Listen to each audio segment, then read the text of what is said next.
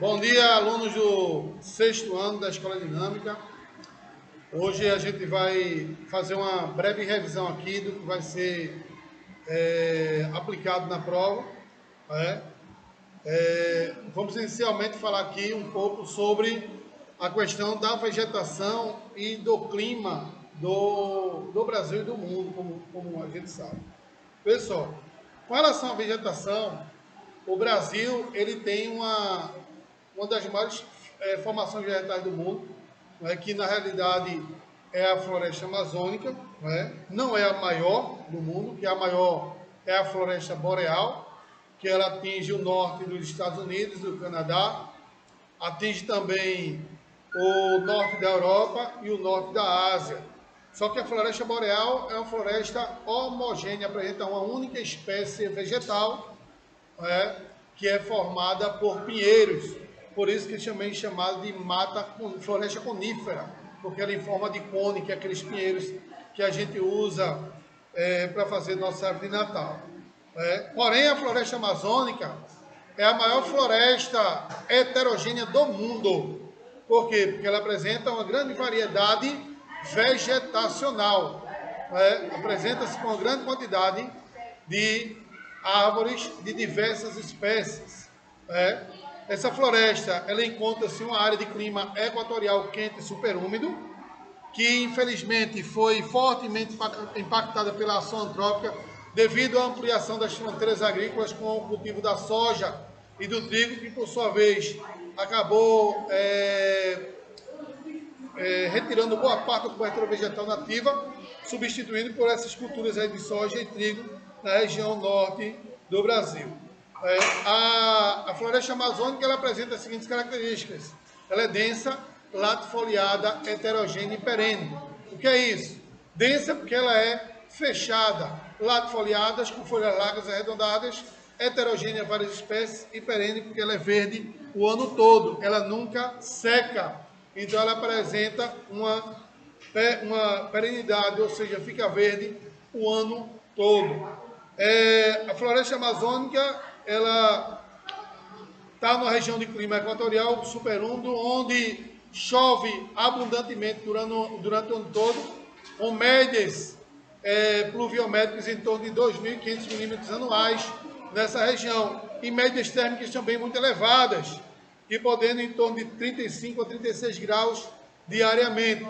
E essa associação de temperatura elevada com grande quantidade de rios e floresta, eu vou ter, consequentemente, uma umidade relativa do ar bem elevada também, porque eu tenho um aquecimento muito grande, uma evapotranspiração da vegetação e uma evaporação da água dos rios, que, consequentemente, vão formar chuvas e nuvens, que vai promover chuvas o ano todo. E aí eu vou ter essa floresta amazônica adaptada a esse clima equatorial quente e superúmido.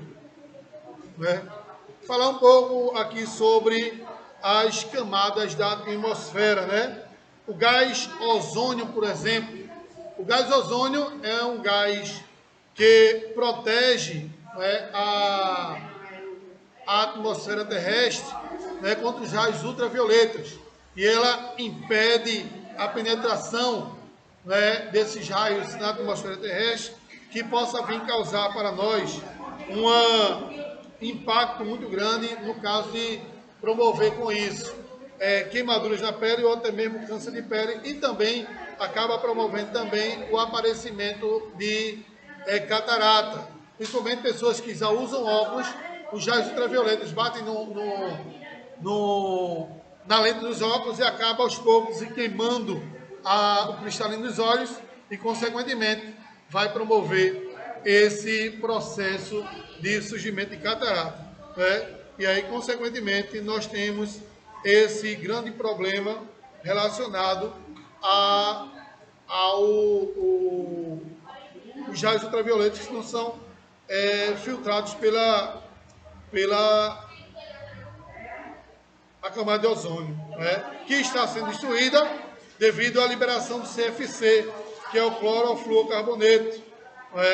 E aí, consequentemente, esse clorofluorcarboneto ele se dá justamente por conta da fabricação de ar-condicionado e aerosóis, que aí, quando ele é eliminado da atmosfera, ele destrói a camada de ozônio. Com relação ao ciclo das águas, o ciclo das águas ele é interferido constantemente por conta justamente da retirada de florestas nativas. A retirada das florestas acaba, de uma certa forma, interferindo no ciclo das águas e, consequentemente, o assoreamento dos rios.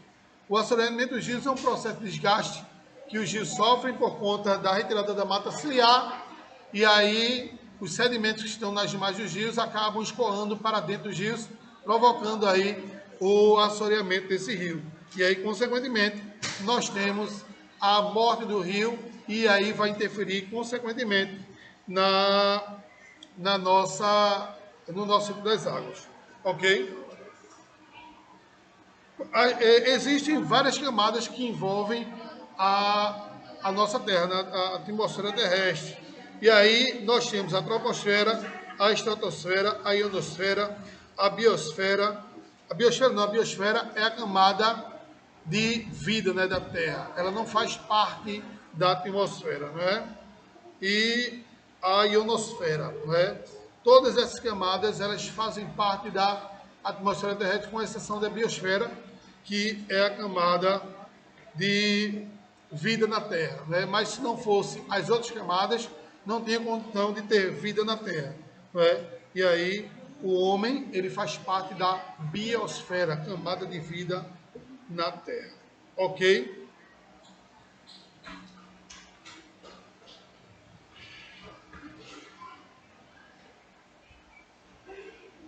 Vamos falar agora um pouco sobre os fatores que influenciam o clima.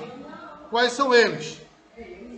Altitude, latitude, maritimidade e massas de ar. Esses fatores influenciam no clima diretamente. Como assim, professor? De que forma a altitude vai influenciar no clima? À medida que a gente sobe uma montanha, a cada 100 metros a temperatura cai meio grau. E aí, consequentemente, eu vou ter a altitude que vai ser influenciada pelo clima. Ok? Se eu subo a montanha, por isso que existe no topo de algumas montanhas uma presença de gelo. Por quê? Porque lá em cima o ar é muito rarefeito. Que eu vou subindo a montanha, e essa montanha eu vou perdendo ar, e aí, consequentemente, vai ficando mais frio, a pressão atmosférica aumenta. E aí, consequentemente, eu vou ter uma temperatura mais baixa. Então, a altitude, ela vai influenciar no clima dessa forma. De que forma a latitude vai influenciar o clima? De que forma a latitude vai influenciar o clima? Então, a latitude, ela influencia no clima da seguinte forma. Na linha do Equador, a latitude é 0 grau. À medida que a gente se afasta da linha do Equador, em direção aos polos, essa latitude vai aumentando até 90, tanto no norte quanto no sul. 90 graus no norte e 90 graus no sul. Os raios solares incidem diretamente sobre a linha do Equador, onde eu tenho latitudes baixas. Quando eu vou me afastando da linha do Equador, devido à curvatura da Terra e à inclinação do eixo imaginário que a Terra tem, o que acontece? Esses raios solares vão incidindo com menos força.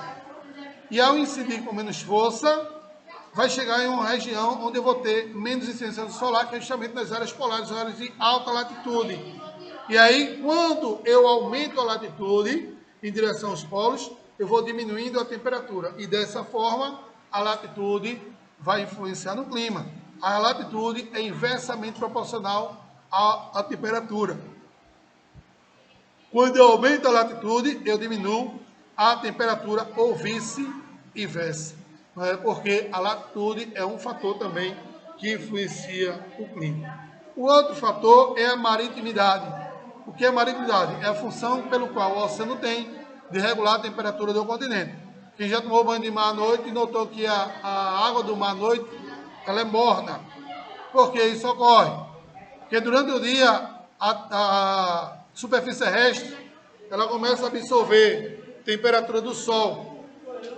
À noite, essa temperatura ela dissipada pela superfície terrestre e vai-se embora. Então a temperatura cai rapidamente. E quando ela é dissipada pelo mar, a partícula de oxigênio retém essa temperatura, deixando a água à noite do mar um pouquinho morna e fica liberando lentamente. E a brisa marítima empurra essa temperatura que faz ser liberada lentamente do oceano para o continente. E aí regula a temperatura do continente. E aí a temperatura à noite no continente não cai consideravelmente por influência da maritimidade. Diferentemente das regiões desertas. No deserto, como não tem mar perto, a temperatura durante o dia é de 50 graus, à noite a temperatura cai para 0 grau. Por quê? Justamente por conta da não influência da maritimidade. O oceano não está próximo. E aí, consequentemente, essa temperatura cai consideravelmente. Desculpa. A temperatura cai consideravelmente nos desertos, ficando até 0 graus no deserto à noite. Então, isso é uma influência que o deserto tem com a ausência da maritimidade. E as massas de ar? As massas de ar também têm uma grande influência no clima das regiões. Note que o Brasil, por ser muito extenso no sentido norte-sul, ele vai apresentar uma grande variedade climática. No sul do Brasil, por exemplo, uma temperatura muito baixa por conta da influência da MPA, massa polar atlântica. Então, a massa polar atlântica é uma massa de ar no qual ela deixa temperaturas muito baixas durante o ano, e principalmente na região norte ocorre um fenômeno chamado de friagem, justamente por conta da massa polar atlântica, que ela infiltra-se nas planícies interiores do Brasil, até chegar da região norte, provocando um fenômeno de friagem. A temperatura cai consideravelmente na região norte, o que faz com que as temperaturas caiam e chegue a gear em algumas áreas da região norte durante certa parte do ano.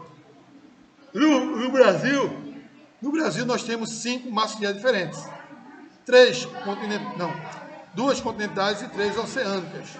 As continentais é a MSC, massa equatorial continental, e a MTC, massa tropical continental. A MSC aparece em cima da região norte, próximo ali do Equador, e atua na região norte ali. Ela é uma massa equatorial quente e úmida, né? E superúmida na realidade, justamente por conta da grande incidência do solar que existe nessa região, fazendo com que haja uma grande evapotranspiração da vegetação e uma grande evaporação da água dos rios, e, consequentemente, vai fazer com que haja muita chuva. O aparecimento de muitas chuvas na região. E aí eu tenho a MSC. O índice pluviométrico em torno de 2.200 milímetros anuais. Já a MTC, a massa tropical continental, ela é quente e seca. Ela é seca por quê? Porque está localizada na região centro-oeste do Brasil. Essa região é isolada dos oceanos, tanto do Oceano Pacífico, porque tem a Cordilheira dos Andes, que impede a penetração das nuvens no continente, quanto do Oceano Atlântico, porque tem o Planalto da Borborema, que impede a penetração das nuvens no continente. E ela fica isolada ali e influenciada apenas pela MSC, massa equatorial atlântica, ou massa equatorial continental, que vem da região norte, provocando chuvas durante o verão. O inverno é seco, não chove na região centro-oeste. Já a MTA, massa tropical atlântica, é uma massa quente e úmida que surge ali sobre o Oceano Atlântico e influencia chuvas no litoral nordestino e no litoral sudeste do Brasil. Não é? Essa massa, massa tropical continental, ela é uma massa que provoca uma umidade de em torno de 2.000 milímetros anuais, e atua no nordeste e sudeste do Brasil. Temos também a MEA, massa equatorial atlântica, que surge na porção norte do Brasil, no Oceano Atlântico, abrangendo a área da região norte também e também da região nordeste. Ela é uma massa equatorial quente e úmida, assim como a MTA. A MEA também é uma massa quente e úmida, o que vai fazer com que haja essa elevação da umidade da região, dessas regiões. Não é? E a última MPA que eu falei, que é aquela que surge nas regiões subantárticas do globo terrestre, penetra na planície interior do Brasil, até chegar na região norte, provocando o fenômeno de friagem. Ok, então são esses os fatores que influenciam no clima: latitude, altitude, maritimidade, massa de ar, e latitude, altitude, massa de ar e maritimidade, fatores que influenciam o clima. Vamos definir agora ventos. O que são ventos? Na época que eu estudei, a minha professora dizia, professor, a professora dizia, meus alunos, ventos nada mais é do que o ar em movimento. Não é errado, porém, as coisas passaram, os estudos se tornaram cada vez mais aprofundados e hoje, vento é além do que apenas o ar em movimento. O vento também é o deslocamento do ar das áreas de alta pressão para as áreas de baixa pressão, ou vice-versa. Essa é a melhor definição de ventos. Deslocamento do ar da área de alta pressão para as áreas de baixa pressão, ou vice-versa. Onde é a área de alta pressão? Lá em cima. Baixa pressão é onde a gente está. Então, o que acontece? Aqui, baixa pressão, a temperatura é elevada. A temperatura é elevada. Quando a temperatura se eleva, o ar, ela aquece. Então, o ar, ele quente, ele fica mais leve e sobe. E ao subir, lá em cima, ele resfria. E ao resfriar, ele fica mais pesado e desce. E aí faz esse processo circular. Então, eu tenho a formação do vento, de jogamento das áreas de alta pressão para as áreas de baixa pressão. São aí chamadas os ventos. Ok? Deixa eu ver aqui o que vai trabalhar em prova também.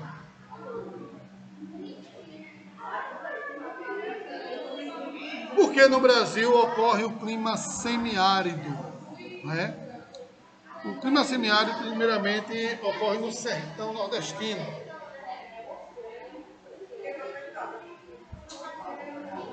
Onde eu vou ter ali uma vegetação também endêmica do Brasil, e específica do Brasil, que é a vegetação de caatinga. A caatinga é uma vegetação que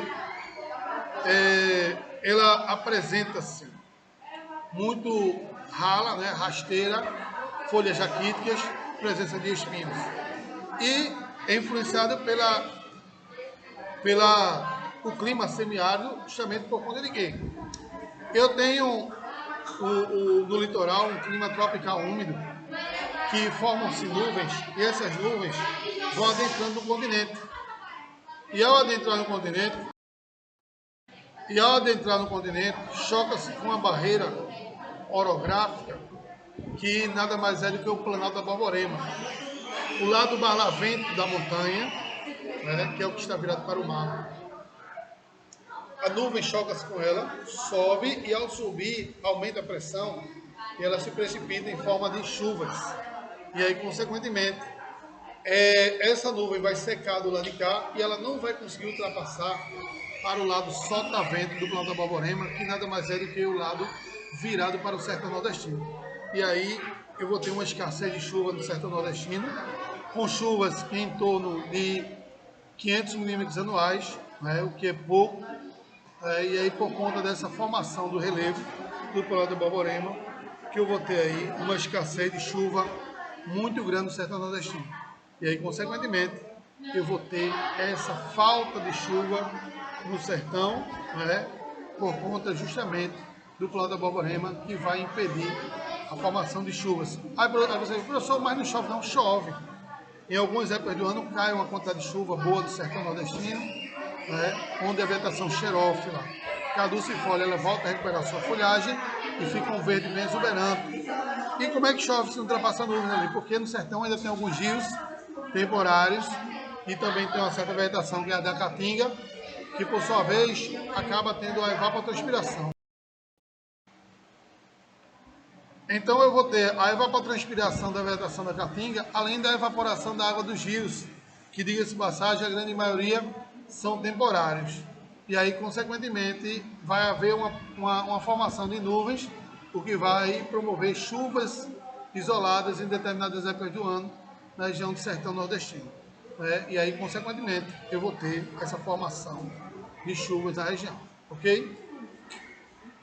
Gente, eu vou ficando por aqui.